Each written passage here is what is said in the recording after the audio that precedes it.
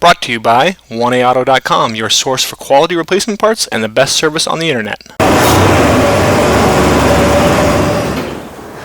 Hi, I'm Mike Green. I'm one of the owners of 1A Auto. I want to help you save time and money repairing and maintaining your vehicle. I'm going to use my 20 plus years experience restoring and repairing cars and trucks like this to show you the correct way to install parts from 1AAuto.com. The right parts installed correctly. That's going to save you time and money. Thank you, and enjoy the video. In this video, we show you how to change the Serpentine belt on this 1997 Dodge Intrepid with a 3.5 liter. This requires a couple tools, a 15 millimeter wrench and a 13 millimeter socket with a ratchet and a 6-inch extension. And you may also need a jack and jack stands because you do have to go from underneath. That's the easiest way to reach the tensioner bolt.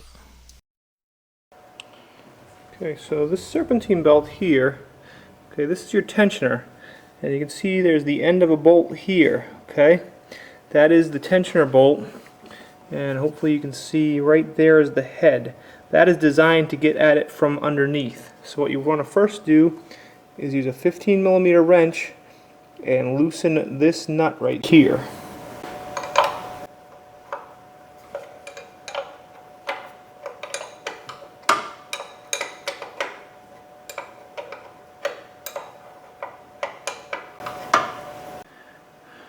Okay, so you can see the bolt right here from up underneath, and we're going to use a 13 millimeter socket with a 6-inch extension and a ratchet.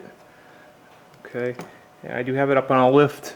You'll need either a jack or actually probably what you could do is if you have someone to help you, you could probably reach under the front of the car and then have somebody guide the socket on for you, and then you can wrench it. Okay, I'm going to speed it up here. So all you do is you turn that bolt counterclockwise, and you can grab hold of the belt and start feeling it kind of loosen. And you can see I actually start getting impatient here, and I pull out my air ratchet and loosen it way up. And you want to just loosen that until you can then take the bolt, or I'm sorry, take the belt and pull it off the lower pulley.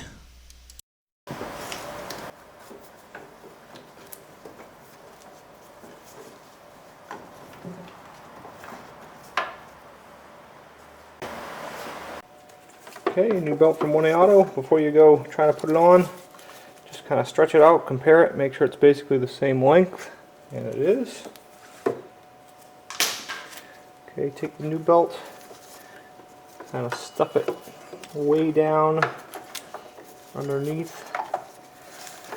You have your engine crank pulley over here on the left. Put it down and around that first, and also around your power steering pulley.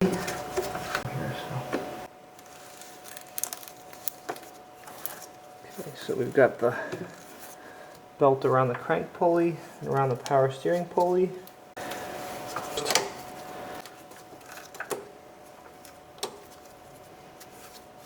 Okay, and I'll push it underneath the tensioner.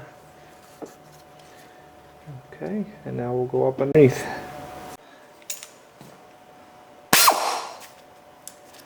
Okay, for the sake of speed, I'm going to use my air ratchet first, just to preliminarily tighten this up. What I'm going to do is get it up in there, get it on the bolt. Okay, grab hold of my belt so I can kind of feel the tension.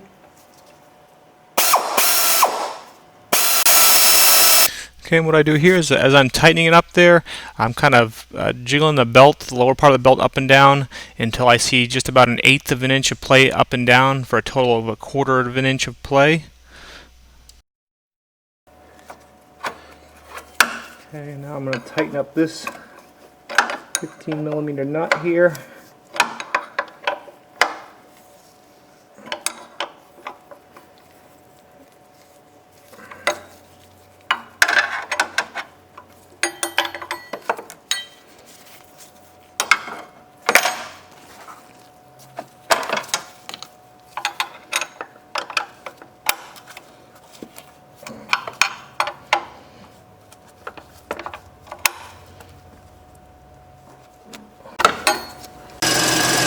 You want to start it up and just run it for a minute.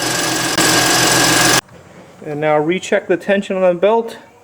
You want to have about 1/4 of an inch total tension. So you want to be able to push it down about 1/8 of an inch and up about 1/8 of an inch. Okay. If it doesn't move at all, it's too tight.